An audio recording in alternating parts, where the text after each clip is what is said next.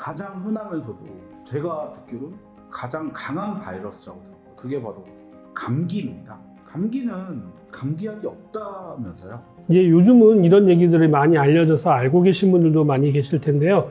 흔한 말로 그런 얘기들이 있잖아요. 감기는 병원 가면 일주일 만에 낫고 집에 있으면 7일 만에 낫는다. 뭐 이런 얘기들 많이 들어보시잖아요. 감기를 치료할 수 있는 약은 전 세계 어디에도 없습니다.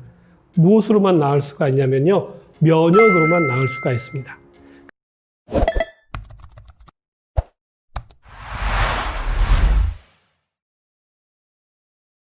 그래서 감기에 걸리지 않으시려면 제일 먼저 하셔야 될 게 평상시 면역 관리를 잘 하시는 게 사실은 굉장히 중요하고요. 제가 질문 하나 드려볼게요. 면역력이 좋은 사람은 감기에 안 걸리는 사람일까요? 아니면 감기에 걸리는 사람일까요? 면역력이 좋으니까 감기 안 걸리는 사람 아닐까요?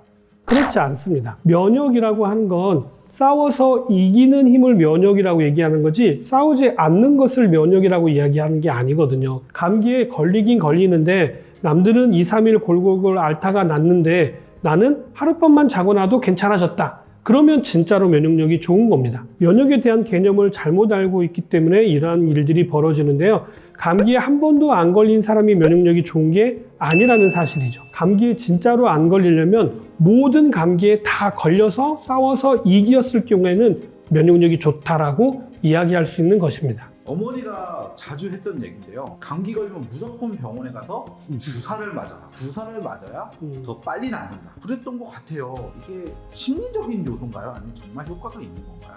약보다는 주사가 훨씬 더 효과가 좋을 것이다 라고 생각하시는데 앞에서 말씀드렸잖아요. 감기를 치료하는 약이 있어요? 없어요? 똑같이 감기를 치료하는 주사도 없습니다.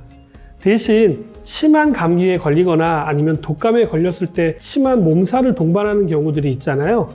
이럴 경우에는 주사를 맞는 게 도움이 될 수는 있습니다만 치료를 하는 것은 아닙니다. 그리고 이 얘기도 제일 많이 듣는 것 같아요. 5, 6월에 감기는 개도 안 걸린다. 감기는 겨울에 더 많이 걸리는 건가요? 추워졌다고 해서 감기 걸린다고 한다면 에스키모인들은 전부 감기에 걸려서 죽었게요? 그렇지 않잖아요. 바이러스도 생물체이다 보니까 너무 추운 곳에서는 활동을 할 수가 없게 되어져 있습니다. 적절한 온도가 있어야지 활동을 할 수가 있다는 얘기죠. 그럼에도 불구하고 겨울철에 감기가 더 많이 걸리는 이유는 뭘까요? 그것은 온도차 때문입니다. 실내에 있을 때는 아주 따뜻하게 정말 반팔만 입고 다녀도 될 정도로 따뜻하게 지내다가 바깥에 10도, 15도 이렇게 내려가는 바깥으로 나가게 되면 온도차가 얼마가 나요? 거의 한 30도 이상 차이가 날 수가 있습니다. 그런 경우에 어떤 일이 벌어지냐면 우리 몸 안에서 면역력이 확 하고 떨어지는 일들이 벌어집니다. 면역력이 떨어지기 때문에 감기에 걸릴 확률이 훨씬 더 높아지는 거죠. 그래서 여름철보다는 겨울철에 감기가 더 많이 걸리는 이유가 온도차로 인해서 면역력이 떨어지기 때문인 거고요. 요즘은 온 6월에도 감기가 걸리잖아요. 왜 걸려요? 에어컨 바람 때문에 걸리죠. 실내에서는 18도씨로 맞춰놓고 있다가 밖에 나가면 뭐 35도, 많게는 뭐 요즘은 37도까지도 올라가니까 그렇게 됐을 경우는 얼마가 차이 나요? 20, 30도가 또 차이가 나잖아요. 그럴 때 또 면역력이 확 떨어지기 때문에 감기에 걸린다는 거죠. 그래서 요즘은 온 6월에도 개도 안 걸리는 감기를 많이 걸리는 이유가 추워서가 아니라 온도차 때문에 나타난다는 사실입니다. 독감은 독한 감기 맞나요? 독감은 독한 감기가 아닙니다. 감기하고 독감은 전혀 다른 질환으로 보시는 게 맞고요. 나타나는 증상이 비슷하다 보니까 또 이쪽이 더 심하게 나타나다 보니까 독한 감기로 알고 계시는데 그렇지 않습니다. 감기는 바이러스에 의해서 일어나고요.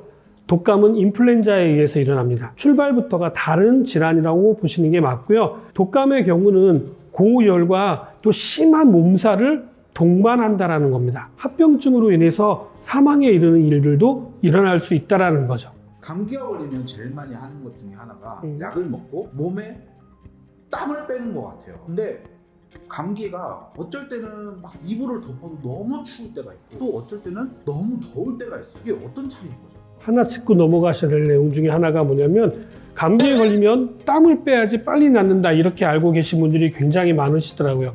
이거 굉장히 위험한 일입니다. 땀에 대한 얘기를 잠깐 말씀드리자면 동양의학에서는 땀은 기를 통해서 빠져나가는 것으로 알려져 있습니다. 자, 그럼 땀이 많이 빠진다는 얘기는 뭐가 많이 빠져나간다는 얘기예요? 기가 많이 빠진다는 얘기입니다. 그러니까 결코 면역력을 높이는 데 도움이 되지 않을 수가 있기 때문에 주의가 필요하고요. 특히 열감기 같은 경우에 땀을 잘못 뺐을 경우에는 어떤 일이 벌어져요? 더 많은 열이 날 수가 있기 때문에 위험해질 수도 있습니다. 이런 것들은 절대로 함부로 하시면 안 되고요. 똑같은 감기인데도 어떤 때는 막 오한이 나서 막 이불을 뒤집어 써도 계속 추울 때가 있고요. 어떨 때는 또 오히려 더워갖고 막 이불 같은 것들을 다 차내는 경우가 있잖아요. 그런 것들은 열의 종류가 서로 다르기 때문입니다.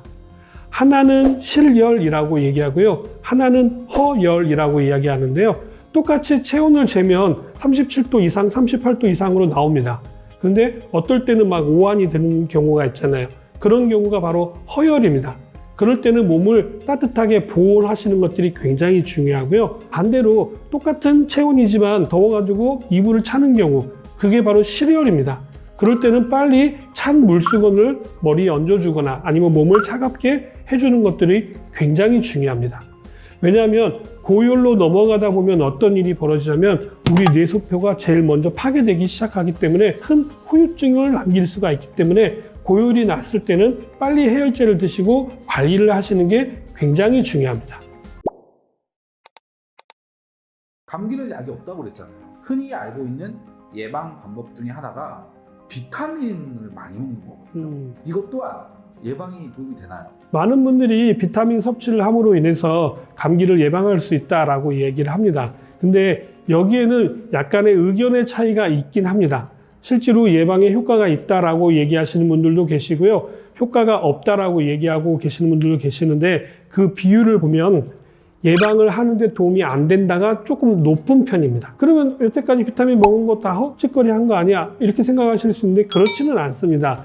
왜냐하면 비타민이라고 하는 건 감기를 예방하기 위해서만 드시는 게 아니잖아요. 우리 몸에 꼭 필요한 필수 영양소입니다. 평상시에 꾸준히 드시는 것들은 우리 몸의 건강을 유지하는 데 굉장히 큰 도움이 되기 때문에 절대 나쁜 일들은 아니죠. 대신 이런 경우는 있을 수 있습니다. 감기에 걸렸을 때 비타민을 좀 더 과량으로 먹었을 때는 감기를 치료하는 데 큰 효과가 있다는 것들은 훨씬 더 많이 알려져 있는 내용 중에 하나입니다. 자, 이게 좀 와전되다 보니까 비타민을 잘 먹으면 예방도 된다라고 알고 계시는 경우인데요. 그렇지는 않습니다. 예방에는 큰 도움이 안 될 수 있을지 모르지만 감기가 걸렸을 때는 빨리 낫기 위해서 비타민을 챙겨 드시는 것들은 아주 중요하다는 사실이죠. 누구나 알고 있지만 잘못 알고 있는 내용들 또한 많은 게 바로 감기인데요. 감기에 대해서 정확하게 알게 되셨나요?